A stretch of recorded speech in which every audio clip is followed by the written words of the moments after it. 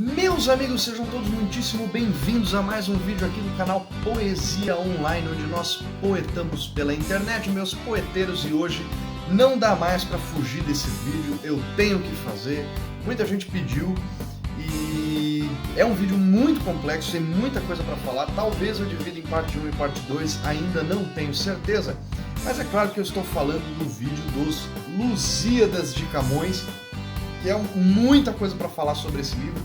É conhecido como o maior poema da língua portuguesa, não necessariamente o mais extenso, mas o mais importante.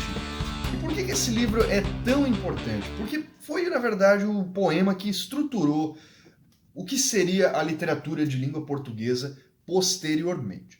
Bom, o que é os Lusíadas? Caso você não saiba ainda, acho difícil, mas tudo bem, se nunca ouviu falar dos Lusíadas, cara, como que é? Tudo bem, se não ouviu falar, eu explico agora.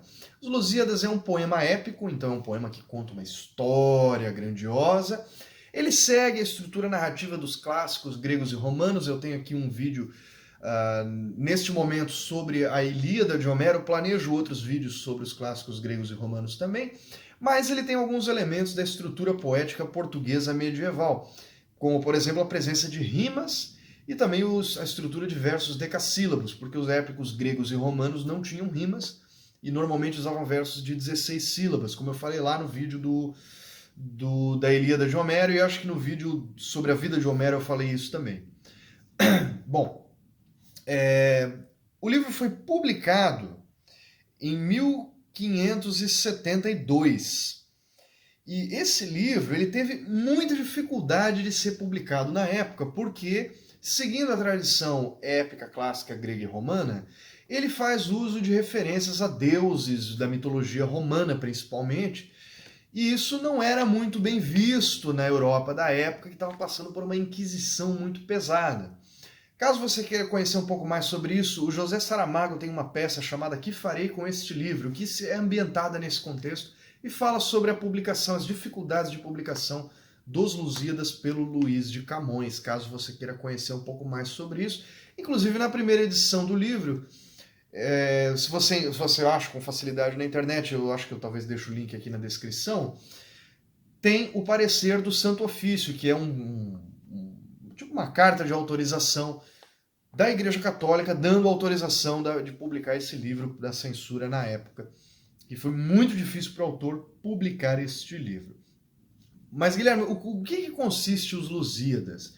Eu te digo, ele tem 1.102 estrofes e 8.816 versos, todos decassílabos. Todos os versos têm 10 sílabas. E o esquema de rimas está aqui na tela, é AB, AB, AB, CC. O que isso significa? Significa que eu vou ler um trecho que vai ficar mais claro o que eu estou querendo dizer. Eu vou ler, claro, a primeira estrofe aqui do poema, que eu acho que vai ficar um pouco mais claro como é que é o esquema de rimas. As armas e os barões assinalados, que da ocidental praia lusitana, por mares nunca dantes navegados, passaram ainda além da Taprobana, em perigos e guerras esforçados, mais do que prometia força humana, e entre gente remota edificaram novo reino que tanto sublimaram. E assim vai seguindo, né? Todos os estrofes têm essa mesma estrutura e todos têm 10 sílabas, né? Vamos ler aqui, por exemplo, no canto 4, estrofe de número 56. Porém elas, enfim, por força entradas, os muros baixaram de diamante, as portuguesas forças costumadas a derribarem quanto acham diante, maravilhas em armas extremadas e de escrituras dignas elegante, fizeram cavaleiros nesta empresa, mais afinado a fama portuguesa. Enfim, e aí ele vai contando a história do Vasco da Gama, a história da viagem do navegador Vasco da Gama de Lisboa até na Índia. E por que fazer essa viagem? Por que isso é importante? Porque alguns anos antes da viagem de Vasco da Gama, os turcos otomanos de religião muçulmana tomaram a cidade de Constantinopla, hoje chamada de Istambul, capital da Turquia, o que prejudicou bastante o comércio do Ocidente, da Europa, com os países da Ásia, principalmente a Índia. Então se criou essa ideia de que era necessário buscar uma rota alternativa, uma rota diferente até a Índia. Então tiveram várias tentativas de circunnavegar a África por baixo, lá por trás, pela África do Sul, para chegar até a Índia. E o Vasco da Gama foi um personagem histórico, ele existiu de verdade. Não estou falando do time de futebol, estou falando do personagem real. Ele foi o primeiro navegador que conseguiu fazer isso, navegar por baixo da África até chegar na Índia e retornar vivo. Então, obviamente, esse é o cenário que os Lusíadas se passam. O que significa os Lusíadas? Lusíadas vem de lusitano, é basicamente os portugueses. Porque vocês vão entender por que é os Lusíadas. Porque ele fala não só sobre a viagem, mas muito sobre a história de Portugal. Falando um pouco sobre o livro, antes de começar a narrativa da história em si, para quem nunca leu poesia épica, eu acho que esse livro ele é um pouco pesado. Ele não é o livro mais fácil de ler, na minha opinião. Se você não está muito acostumado com esse tipo de leitura, eu recomendo talvez começar com outros poemas de Camões, os poemas mais curtos dele, da lírica camoniana. Falo um pouco sobre isso no meu vídeo sobre a história de vida do Camões. Dá uma olhada lá se você tiver interesse. E ele é um livro um pouco denso, assim, um pouco pesado. Se você não está muito acostumado, talvez não seja um livro assim tão legal para começar. Agora, se você é como eu, que adora um desafio literário, este livro aqui é perfeito para você. É um desafio muito grande, mas que vale muito a pena. Eu vou falar sobre essa edição aqui no final, tá? E sobre outras edições interessantes também. Falando um pouco sobre a história em si, eu vou contar toda a história dos Lusíadas. É claro que eu vou deixar muita coisa de fora, porque não cabe tudo no vídeo. Se eu quisesse realmente contar verso por verso dos Lusíadas, eu precisaria fazer 8.000 vídeos aqui. Não tem como fazer isso, tem muito mais coisa para falar no canal. Então eu vou fazer meio que um resumão da história para você se ambientar um pouco. E quando você lê o vídeo ou lê o livro, você já ter mais clareza do que você está lendo, como é a história. Eu recomendo muito a leitura, tá, gente? Vamos falar um pouco sobre a história, então. O Camões, ele começa, seguindo a tradição grega e romana, começa com uma invocação às musas. Como o Homero fazia, o Virgílio, o Ovídio, todos esses clássicos faziam invocação às musas, às ninfas, né, às deusas da poesia, da mitologia grega e romana. E também descreve, logo em seguida, os barcos, as naus do Vasco da Gama, já no Oceano Índico, antes de chegar na Índia, um pouquinho antes de chegar na Índia, ali perto de Madagascar, ali naquela região da África. Então, existe um concílio entre os deuses romanos, que fazem ali uma reunião para decidir se os portugueses devem ou não chegar à Índia. Júpiter, que é o deus maior no panteão romano, corresponde a Zeus no panteão grego, ele apoia, ele acha que os portugueses deveriam chegar à Índia, mas Baco discorda. Mas quem é Baco? Baco é o deus romano do vinho. Ele corresponde a Dionísio na mitologia grega, mas como ele está usando a referência romana, o nome é Baco. E o Baco acredita que os portugueses não devem chegar na Índia, porque ele acredita que essa conquista dos portugueses da Índia ia fazer com que os próprios feitos do deus Baco ficassem ofuscados pela glória dos portugueses em conquistar a Índia. Então é por isso que ele não concorda. Mas a deusa Vênus não é o planeta, quer dizer, o planeta tem esse nome em homenagem à deusa, mas na verdade Vênus é a deusa do amor, e corresponde à deusa grega Afrodite.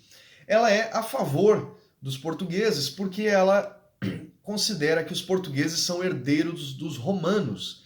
E Roma é a cidade que tinha Vênus como a deusa padroeira da cidade. Então ela considera os portugueses como herdeiros do povo romano, e por isso ela apoia os feitos dos portugueses. Ocorre um grande tumulto nessa reunião dos deuses, eles discordam em quase todos os aspectos, começa ali meio com uma briga, uma coisa assim, mas eventualmente é decidido que os portugueses devem sim chegar à Índia e os deuses decidem apoiá-los, porém, calma aí, vamos deixar isso mais para frente. Então os portugueses chegam a Moçambique, na África, onde eles são recebidos por muçulmanos, né, por pessoas de origem de fé maometana. Inicialmente, os muçulmanos eles recebem bem os portugueses, mas o Baco, o deus Baco, se transforma em um muçulmano e convence as pessoas, as pessoas de Moçambique de que os portugueses são malignos e eles vão destruir a cidade. E ele convence então esses muçulmanos nativos da região a atacar os portugueses. Os portugueses acabam derrotando esses muçulmanos de Moçambique e exigem um navegador que conheça a rota da Índia.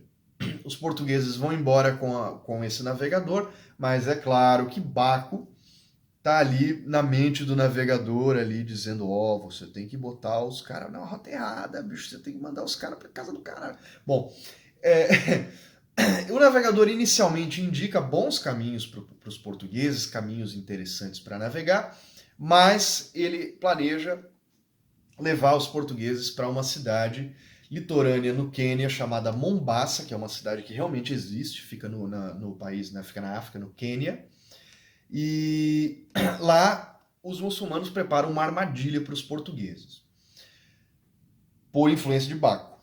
A deusa Vênus, então, sabendo disso, ela vai até o deus Júpiter para pedir conselhos, e Júpiter então envia o deus Mercúrio. Mercúrio, para quem não sabe, corresponde ao grego Hermes, é o mensageiro dos deuses, e Mercúrio então vai e avisa o Vasco da Gama sobre os perigos que esperavam ele em Mombasa, e sugere que eles naveguem um pouco mais adiante até a cidade de Melinde, que é uma outra cidade no Quênia, onde existiriam ali habitantes que receberiam muito bem os portugueses. Então eles seguem o conselho de Mercúrio, viajam até Melinde, onde eles são realmente muito bem recebidos, e o rei de Melinde pede para que o Vasco da Gama conte a história do seu país. E aqui começa a narrativa, a partir do canto 3, começa a narrativa em que Vasco da Gama conta a história de Portugal. Primeiro, claro, ele faz uma invocação à musa Calíope, como é tradicional entre os gregos e romanos, e descreve a Europa, como é o continente, os países principais, e ele conta basicamente toda a história de Portugal, os principais nomes do país, os heróis e tudo mais. Eu não vou falar muito sobre isso, porque é muita coisa. Se você quiser conhecer mais sobre esse assunto, leia Os Lusíadas. Segue a narração de Vasco da Gama, ele conta toda a história de Portugal, desde a formação do país, o Império Romano, blá, blá, blá, até o início da viagem dos portugueses, da saída deles de Lisboa. E aí tem uma digressão, né? Ele começa a recontar a história da viagem, desde a saída de Lisboa até o momento que eles chegam em Melinde. E dentro dessa digressão, tem um momento muito interessante, que é logo quando eles estão saindo de Lisboa, tem o Velho do Restelo, que é um personagem quase mitológico na literatura portuguesa, que é basicamente um velho que chega lá, um tiozão lá, que chega lá e desce o cacete nos portugueses que estão saindo, diz que aquela é uma viagem suicida e não valia a pena, que aquilo só ia jogar dinheiro fora e que mesmo que eles conseguissem, não ia valer a pena e tal. E aí tem muitas teorias sobre esse Velho do Restelo, que muita gente diz que às vezes até o próprio Camões, personificado não, né? Transformado a si mesmo em personagem. Enfim, tem muitas teorias. O Antônio José Saraiva fez vários textos falando sobre isso. Pesquisar aí um pouco no Google, você vai achar textos do Antônio José Saraiva muito bons falando sobre o Velho do Restelo. Bom, o Vasco da Gama continua contando sobre a viagem de Portugal até Melinde. Ele fala sobre alguns conflitos com nativos africanos, que eles tentaram fazer contato e não conseguiram, porque foram rechaçados, repelidos, enfim. E conta como eles chegaram no Cabo das Tormentas, conhecido hoje como Cabo da Boa Esperança, na África do Sul, que era o ponto mais ao sul da África. E lá eles encontraram o gigante Adamastor, que é também um dos personagens mais famosos dos Lusíadas, você já deve ter ouvido falar. E o Adamastor, ele é basicamente um gigante mesmo, ele é uma figura mítica. E ele, assim, a nível metafórico, ele meio que representa ali os perigos não só da viagem dos Lusíadas até a Índia, mas também o medo que as pessoas sentiam de cruzar o cabo, na época conhecido como Cabo das Tormentas, e com razão, porque realmente era um lugar muito difícil de navegar. Então ele é uma representação metafórica desse medo que os navegantes sentiam e também assim, do perigo mesmo que era cruzar aquela região. O Adamastor, então, conta a história dele, que diz que ele era apaixonado pela ninfa Tétis. A Tétis aparece mais para frente depois, porém ele não era correspondido. Então ele tenta tomar a Tétis à força. Você entendeu o que eu quero dizer, né? Pois é. E por isso ele foi punido pelos deuses e transformado em um penhasco. E por isso ele guarda o Cabo das Tormentas. Essa é a punição que ele recebeu por tomar a ninfa Tétis, tentar tomar a ninfa Tétis à força. Depois de contar a história dele, o Adamastor vai embora, o mar se acalma, os portugueses continuam a viagem. Eles acabam sofrendo com muito escorbuto antes de chegar ali naquela região e eventualmente chegam a Melinde e ali acaba a história do Vasco da Gama e os nativos da cidade de Melinde louvam os portugueses. Nossa, esses caras são muito corajosos, cara, navegar essa porra toda, esse mar inteiro aí, pô, os caras são muito pica grossa mesmo, tá louco.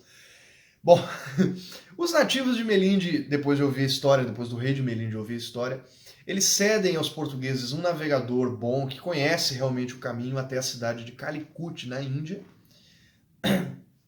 E os portugueses partem de Melinde e seguem viagem. O Baco fica putaço da vida com o sucesso dos portugueses na África e viaja até o reino de Netuno. Netuno, para quem não conhece, é o deus dos mares, deus romano dos mares, corresponde a Poseidon na mitologia grega. Então ele convence o Netuno a soltar os ventos. Os ventos eram divindades, tá? Na Roma Antiga. E invocar uma tempestade para afundar a frota portuguesa antes que eles consigam chegar na Índia. A tempestade vem com força total e os portugueses quase perdem tudo. Os caras começam a rezar, a chorar. Eu vou morrer aqui, não vou ver minha mãe, tá louco? Mas Vênus, a deusa Vênus, vem à ajuda dos portugueses e convence os ventos a parar. E os ventos param e a tempestade se dissipa e os portugueses chegam em segurança até a cidade de Calicut. O capitão Vasco da Gama então desembarca em Calicut, acompanhado de um intérprete que ele encontrou na região que conhecia o espanhol, que é um idioma muito parecido com o português, e eles vão até o governante de Calicut, chamado no livro como Samorim. E os portugueses se impressionam muito com a diferença cultural da Índia. Eles veem os deuses hindus, e, puta, que país estranho, que coisa bizarra, não sei o que, eles acham aquilo muito bizarro.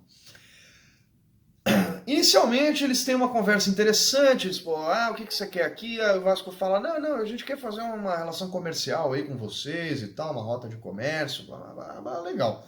Mas o Samorim fica com a pulga atrás da orelha, ele consulta um oráculo, e o oráculo prevê que os portugueses planejam dominar toda a Índia, e os muçulmanos que são aliados do Samorim também são contra os portugueses, principalmente porque Baco se disfarçou de muçulmano e convenceu os caras de que os portugueses representavam um baita perigo e eles iam matar todo mundo e queimar a cidade, blá blá blá.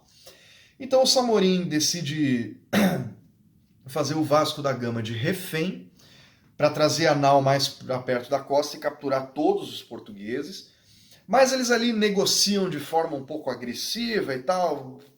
Os portugueses capturam um sacerdote, aí enfim, tem uma treta ali, cada um captura um do outro. Mas eles conseguem eventualmente negociar a libertação do Vasco da Gama. E eles partem da Índia com sucesso, com algumas provas de que eles estiveram lá, e planejam, a deusa Vênus então planeja uma recompensa aos portugueses por terem sucesso na viagem.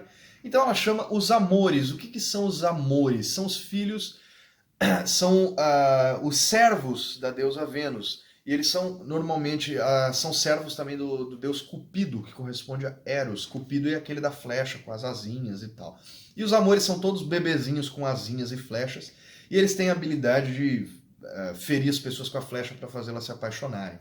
Então Vênus pede para que os amores atirem as flechas nas Nereidas, que são ninfas, para que elas se apaixonem pelos portugueses e preparam uma ilha mitológica onde os portugueses iriam aportar. Os portugueses então chegam nessa ilha e chegam lá e vê um monte de ninfa pelada correndo por todo lado, né? o que é muito interessante. E aí os portugueses então se divertem com as ninfas, se é que você entende, toca aí a música do Pornhub. E o Vasco da Gama, o capitão, ele é levado pela Tétis, a ninfa, aquela que deu um fora no Adamastor, e ele é levado para ela para um palácio, onde eles também se divertem muito, né?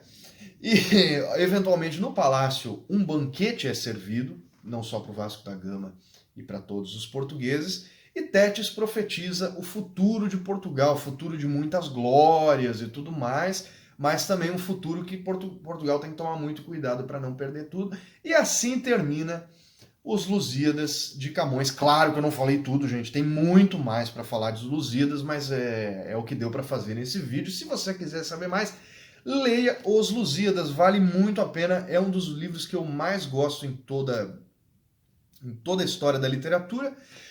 Falando um pouco sobre a edição, rapidinho, essa edição que eu tenho aqui é a edição da editora LPM Pocket, é uma edição comentada pela Jane Tutikian, tem várias notas de rodapé, não sei se dá para ver aí na câmera, mas eu recomendo essa edição sim, é uma edição de fácil acesso, você acha em qualquer livraria, acho que tem na estante virtual, também com muita facilidade, não é uma edição muito cara, e as notas de rodapé são realmente muito úteis, porque o Camões ele faz muitas referências. Primeiro que é um livro de 1500 e pouco, então ele usa palavras muito antigas, palavras que a gente não conhece e não usa mais. Segundo motivo é que ele faz muitas referências à mitologia romana e uma série de outras coisas da história de Portugal que a gente não conhece assim, normalmente. Então essas notas de rodapé ajudam muito na hora de ler. Tem outras edições boas? Tem uma edição da Biblioteca do Exército que eu não tenho aqui em mãos agora, também é muito boa, notas de rodapé excelentes, não é tão fácil de achar, mas quando acha também não é muito cara. Outras edições tem várias muito boas, eu não conheço todas. Essa aqui é que eu recomendo, porque é essa aqui que eu tenho agora e é a que eu usei inclusive para fazer o meu trabalho de TCC, que é baseado em Os Lusíadas. Caso você queira conhecer um pouco mais sobre esse assunto, o link está na descrição, é o meu trabalho, eu escrevi sobre Os Lusíadas. Gente, meus poeteiros, muito obrigado pela sua audiência, espero que vocês tenham gostado, espero que vocês se interessem mais por este livro que é considerado a maior obra da história da literatura portuguesa. Deixe seu like, deixe seu comentário, se inscreve no canal, compartilha com seus amigos. E é isso aí, gente, um grande abraço, muito obrigado, poetamos hoje, poetaremos amanhã. Valeu!